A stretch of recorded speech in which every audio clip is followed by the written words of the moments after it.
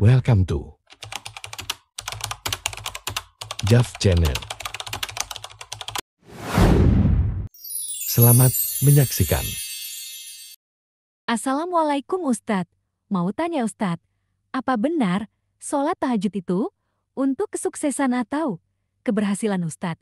Mohon penjelasannya. Terima kasih. Ya, bismillahirrahmanirrahim. Assalamualaikum warahmatullahi wabarakatuh. Waalaikumsalam warahmatullahi wabarakatuh. Amin ya rabbal alamin. Memang banyak sekali dilema dan cerita tentang sholat sunnah tahajud. Kalau di dalam Quran sudah dijelaskan bahwa sholat sunnah tahajud itu untuk menambah ibadah. Ya. Kalau umpamanya sholat tahajud itu untuk keberhasilan, untuk sukses, untuk naik jabatan. Betul, iya Pak. Nah, itu hanya perkiraan sebagian orang aja. Karena pada saat di waktu-waktu tahajud itu Allah beserta malaikat itu turun melihat siapa hamba-hambanya yang memang menunaikan sholat. Insya Allah benar itu. Tapi bagi orang-orang di dalam berdoanya itu hanya menginginkan dunia, ya wallahu alam. Sekarang kan mau ditanyain, Allah itu mengajarkan kita melalui Rasulullah itu yang dicari itu adalah akhirat, bukan dunia sebenarnya. Akhirat. Jadi kalau ibadah seseorang itu hanya dipergunakan untuk nafsu dunianya, biar berhasil, biar naik pangkat, itu kan dunia sebenarnya. Biar dapat istri yang cantik kan gitu, biar dapat suami yang ganteng umpamanya. Nah itu kan dunia. Dunia itu seperti itu. Ya bisa aja dikabulkan sama Allah Ta'ala. Apakah dikabulkan oleh Allah Ta'ala itu menjadi finish? Kan belum. Finish itu apakah dengan dikabulkan terus dia itu langsung jajarannya masuk surga, sudah dapat istri cantik, ganteng, kaya, masuk surga? Ya nggak bisa seperti itu. Semua perbuatan-perbuatan manusia itu akan dicatat oleh Allah Ta'ala. Kalau mamanya dia sholat sunnah tahajud, rajin sih, tapi dia bangga-banggain, seneng. Jadi pada saat dia itu menceritakan bahwa dia itu rajin tahajud, atau di dalam hatinya itu ada ujub, ada riya, ditentang tahajudnya tersebut, ada ujub, ada kebanggaan, ada sombong, ya kan habis amal solehnya. Ya yang tahu dia itu ujub, riya, bangga dan sombong siapa? Ya dia sama Allah aja. Orang lain hanya melihat, oh dia soleh, oh dia solehah, rajin tahajud, kan begitu. Betul. Tapi yang tahu hatinya siapa? Ya dia sama Allah sebenarnya.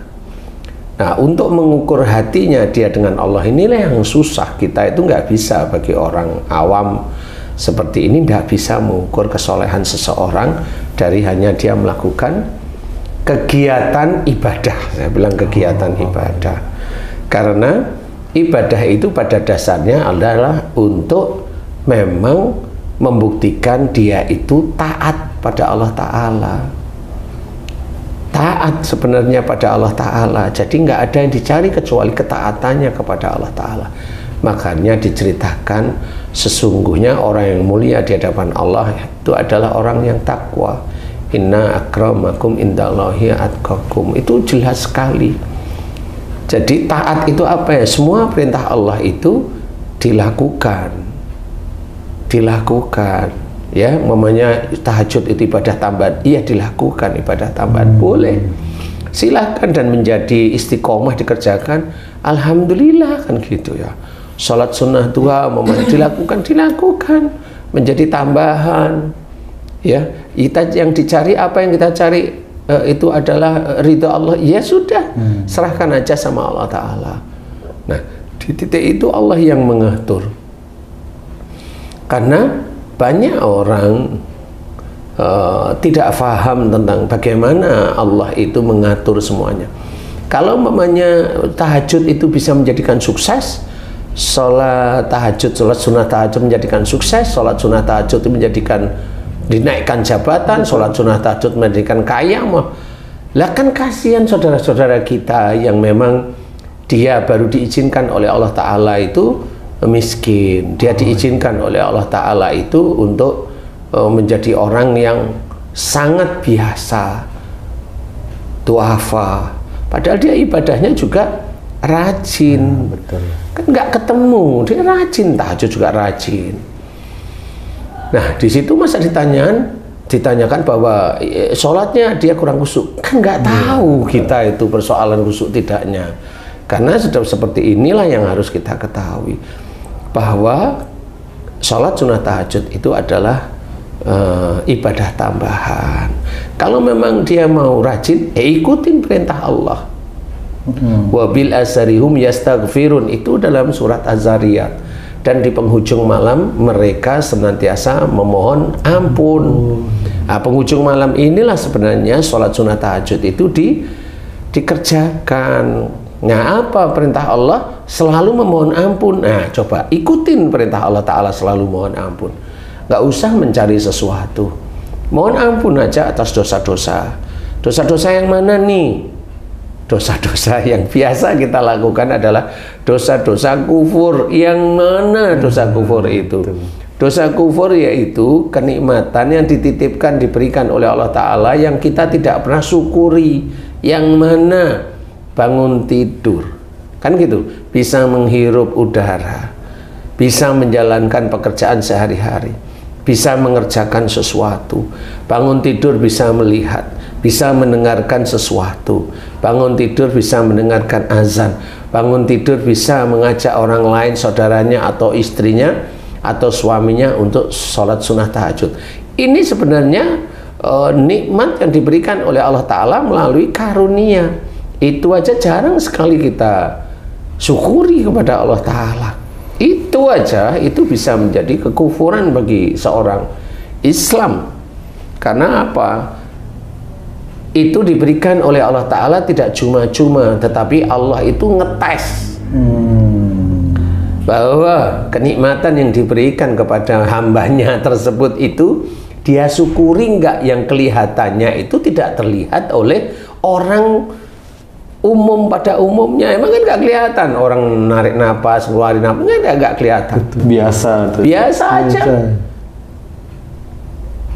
Kamu sholat tuh umpamanya narik napas, ngeluarin napas, betul nggak? Bener. Kamu ngobrol di ruang tertutup 4x4, narik napas, ngeluarin napas nggak? Ngeluarin. Lah iya. Kalau enggak, blek-blek. Kan begitu.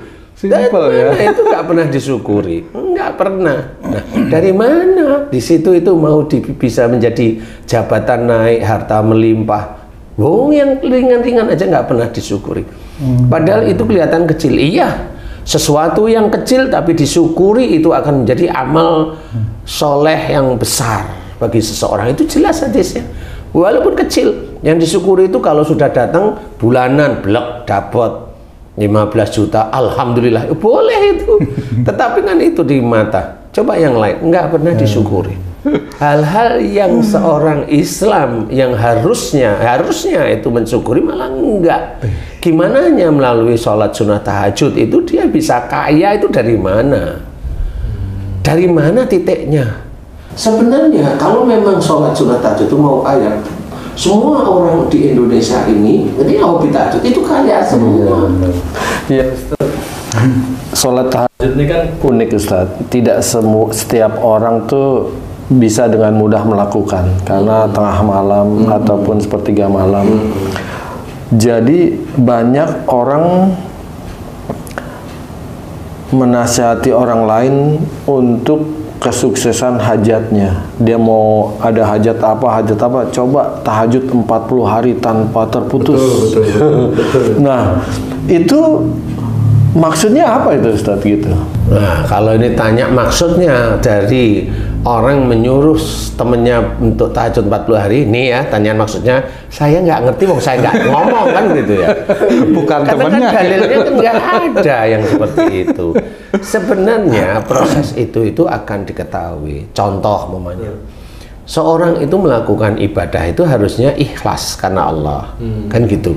Padahal Allah itu sudah menceritakan, salah satunya dalam Quran, ya. Fa inna ma'al usri yusran, inna ma'al usri yusra. Itu kita ketahui bahwa di balik kesulitan itu ada kemudahan. Ya, di dalam surat Al-Insyirah itu, itu dijelaskan bahwa nanti ada kesulitan, pasti ada kemudahan. Nah, dari titik itu kan sebenarnya Allah itu mau menceritakan kesulitan-kesulitan kamu itu akan dimudahkan oleh Allah Ta'ala. Berarti kan ada campur tangan Allah. Kalau kesulitan-kesulitan kamu merasa belum dimudahkan oleh Allah Ta'ala, kan hanya cuma waktunya aja kan belum, ya. Loh kenapa? Karena menurut Allah dan menurut kamu itu beda. Kalau kamu menurutmu adalah nafsumu, kan gitu. Kalau Allah itu yang lebih baik.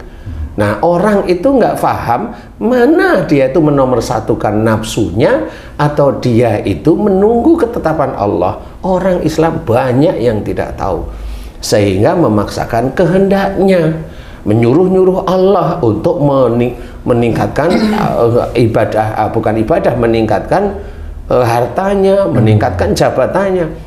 Enggak. Dan kalau momennya itu ditingkatkan oleh Allah Ta'ala, apakah itu dia bisa bahwa semua yang dilakukan dikabulkan sama Allah? Iya, dikabulkan, tapi itu bentuknya ujian.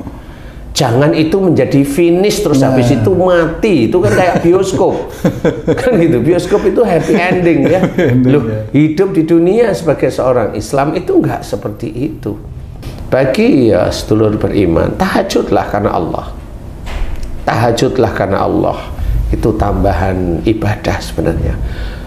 Salat sunnah duha, tambahan ibadah. Iya memang ada hikmahnya. Enggak usah berpikir tentang hikmah. Kerjakan karena Allah Ta'ala. Karena kalau mamanya ini fadilahnya nanti bisa begini, akhirnya kita teracuni. Kalau fadilah itu hanya untuk dunia, teracuni. Akhirnya ibadah kita hanya untuk dunia.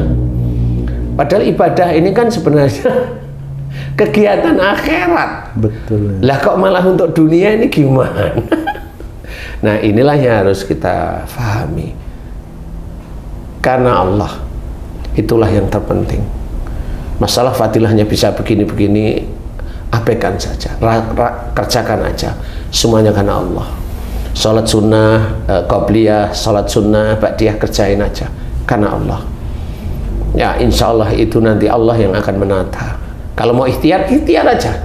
Nanti kalau memang Allah itu berkeinginan kita ini diberi rezeki yang berlimpah, Allah yang tahu kok.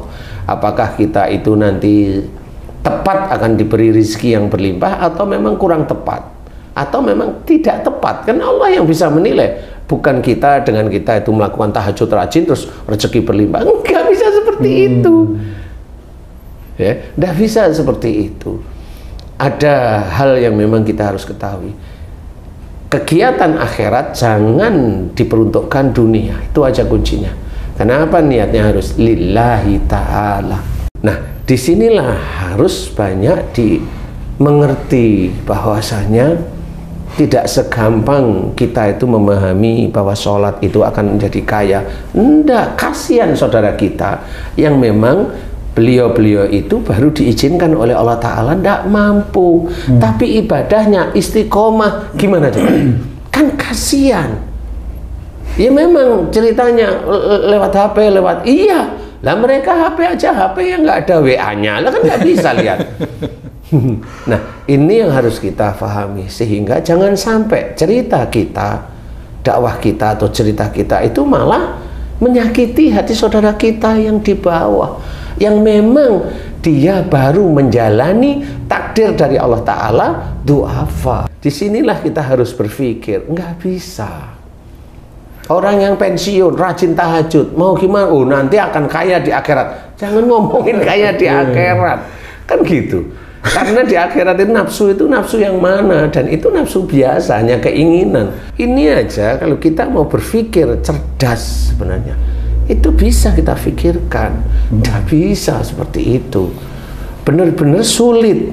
Nah, jadi kalau mamanya tahajud bisa, oh jabatan tidak tidak ada yang goyang ya. Lah kan orang nggak ada yang pensiun. Betul. Lah kan gitu. Salat sunnah, tahajud itu tambahan ibadah, kerjakan karena Allah. Kalaupun berdoa, ikutin perintah Allah. Wabil asarihum yastaghfirun. Dan di penghujung malam mereka selalu memohon ampun. Mohonlah ampunan. Dari mana? Dari nikmat-nikmat Allah yang dititipkan sejak kita itu dalam kandungan ibu kita aja udah Nggak pernah. Lah kok malah minta harta, minta ujian lagi. Namanya harta itu kan ujian. Minta diuji. Minta diuji sama Allah Ta'ala. Berarti sombong ya. Loh kan seperti itu, minta diuji sama Allah Ta'ala. Kan gitu. Harus berpikir cerdas, memahami agama kita sehingga kita itu lurus di hadapan Allah. Tidak main-main. Tidak main-main untuk apa? Yaitu tadi ibadah itu untuk akhirat sebenarnya, bukan ibadah untuk dunia. Enggak, kebalik-balik nanti kita. Enggak. Nah, disinilah harus kita pahami. Jangan sampai kita salah di hadapan Allah. Salah sekali, kita ngomong di depan jamaah, di depan teman-teman kita, selesai. Itu akan menjadi dosa jariah. Itu yang harus kita takuti. Bukan masalah merasa kita benar, bukan, tapi harus berpikir dulu mana yang harus kita ucapkan dan itu benar di hadapan Allah Ta'ala. Kalau tahajud itu hanya untuk menjadikan kaya, sukses dan sebagainya, ayo lihat saudara kita yang baru dia itu menjalani takdir Allah yang duafa, baru menjalani takdir Allah yang miskin. Dia tetap sholat, dia tetap istiqomah. Kita nggak boleh melihat bahwa salah sholatnya, nggak boleh. Kita harus menghormati siapapun ibadah seseorang, hormati ibadah seseorang. Jadi Ustadz, kalau orang yang duafa ataupun miskin dia sholat tahajudnya rajin, apa yang harus dia ambil hikmahnya Ustadz? Hikmahnya dia kalau memang niatnya dia karena Allah Ta'ala, itu yang mulia malahan di hadapan Allah. Daripada orang yang hanya tahajud, dia hanya menginginkan harta. Padahal dia doa berkali-kali, banyak yang begitu, nggak dapat kok. Yang dia terima langsung dari Allah berupa apa Ustadz? Sehat atau apa? Kalau sehat itu kan pada saat ini, kalau umur masih di bawah 45, di bawah 50 itu insya Allah diberi sehat lah sama Allah Ta'ala. Kan gitu ya, itu aja jarang disyukuri, kan gitu. Jadi intinya adalah kalau seseorang itu terkontrol emosionalnya, insya Allah sehat lah. Nggak usah ngomongin terkontrol emosional ini orang yang Islam. Orang yang belum Islam pun kalau dia itu tidak emosional, sehat kok. Sama. Jadi memang emosi ini punya manusia masing-masing. Kalau dia bisa jaga tidak emosional, sehat kok. Walaupun dia tidak beriman kepada Allah Ta'ala, tapi diberi kesehatan oleh Allah Ta'ala. Bagi orang Islam, walaupun dia beriman kepada Allah Ta'ala, tapi ngawur ya tetap dia diberi kesakitan, sakit. Walaupun permohonan itu dalam sholat, mohon diberi kesehatan oleh Allah Ta'ala. Walaupun dia sakit, mohon diberi kesehatan, tetap aja sakit sampai meninggalnya. Kan nggak dikabulin sama Allah Ta'ala. Nah ini yang harus kita pikirkan. Ayo kita jaga semuanya.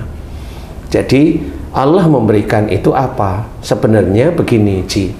Sama seperti haji kerja di kantor nih.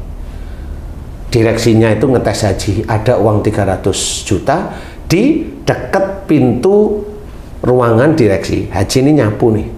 Padahal itu ngetes, tahu yang nyapu besok itu haji. Haji nggak tahu, saya mau direkturnya itu nggak tahu.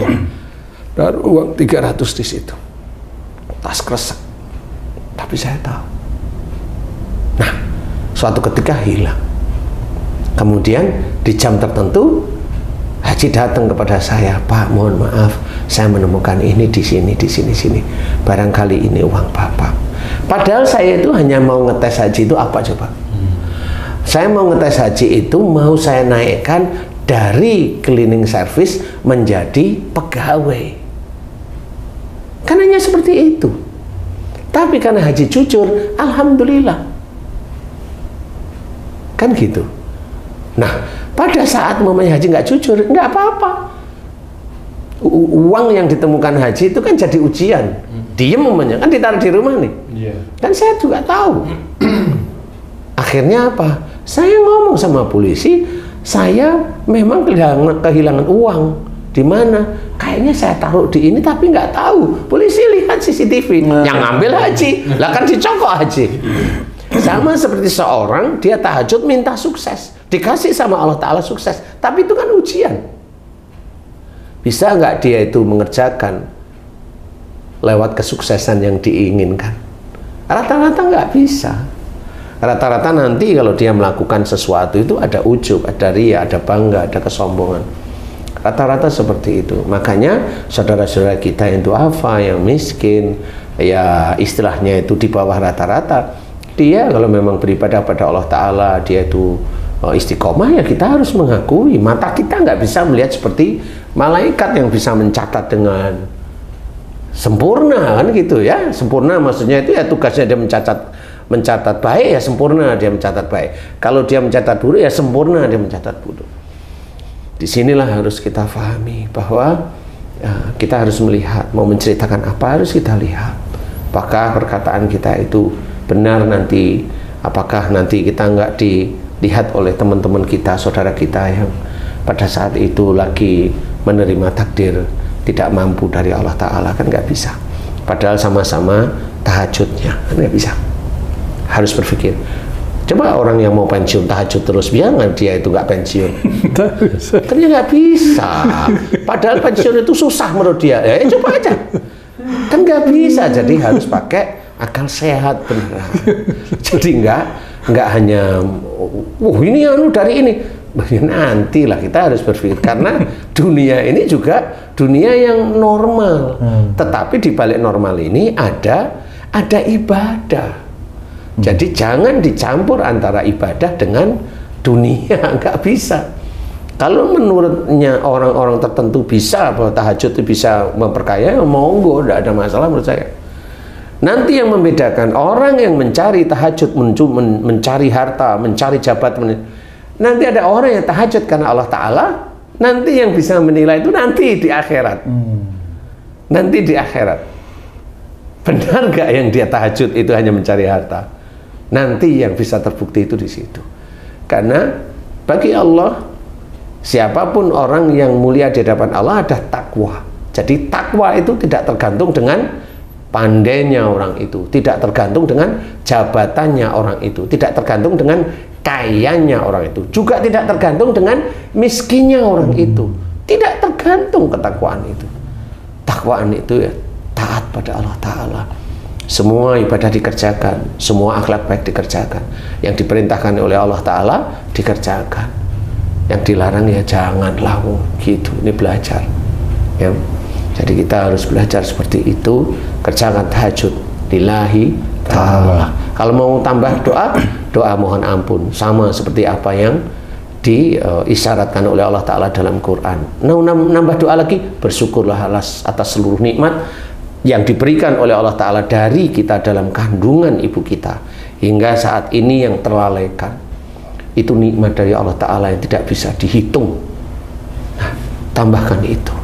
Mudah-mudahan itulah yang akan menjadi pangkal pahala dan amal-amal soleh kita itu bertambah. Dan dosa-dosa yang kita lakukan yang tidak sadar, sengaja dan sebagainya mulai dihilangkan oleh Allah Ta'ala. Jadi kita hanya memohon kepada Allah Ta'ala, apapun bentuknya ibadah kita, mohon ampunlah kepada Allah Ta'ala. Karena besok di akhirat itu sesuatu yang ketakutan. Nggak bisa kita di akhirat itu kalau pandai itu terus menang di akhirat. Enggak. Nggak ada menang di akhirat dengan pandai. Nggak ada menang akhirat dengan jabatan. Nggak ada menang di akhirat dengan direktur. Nggak ada menang di akhirat dengan GM. Nggak ada. Nggak ada juga menang di akhirat itu dengan dakwah, kalau dakwahnya dia itu malah kacau balau. Nggak ada. Nggak ada menang di akhirat itu dengan nganunya di YouTube, apa namanya itu, booming, apa namanya itu, subscribernya viral itu. Nggak ada itu. Semuanya adalah taat, akan terkonsentrasi pada taat, hanya itu. Nah, kita harus belajar pahami itu, kerjakan semata-mata karena Allah. Belajar hidup sangat susah karena hidup itu adalah ujian yang harus kita hadapi setiap hari. Kerjakan semua ibadah itu karena Allah. Kerjakan semua ibadah itu karena Allah Ta'ala. Fadilah ini, fadilah itu, lepaskan, karena itu akan menjadi kuncian kita. Otak kita itu malah yang kita cari malah dunianya. Jalankan karena Allah semuanya. Makanya bismillah, bismillah, bismillah itu terus-menerus agar kita ingat bahwa yang kita kerjakan ini semata-mata lillahi ta'ala. Jadi lillahi ta'ala itu nggak ada dunia. Lillahi ta'ala. Kalau mau Bekerja itu bisa karena Allah. Kenapa? Karena bismillah, bismillah, bismillah itu ya karena Allah itu juga. Dan itu bisa menjadi ibadah, bisa karena memang dia harus seperti itu. Nah, bagi orang Islam yang bekerjanya hanya bekerja aja, ya sama seperti orang yang belum Muslim itu bekerja ya sama aja.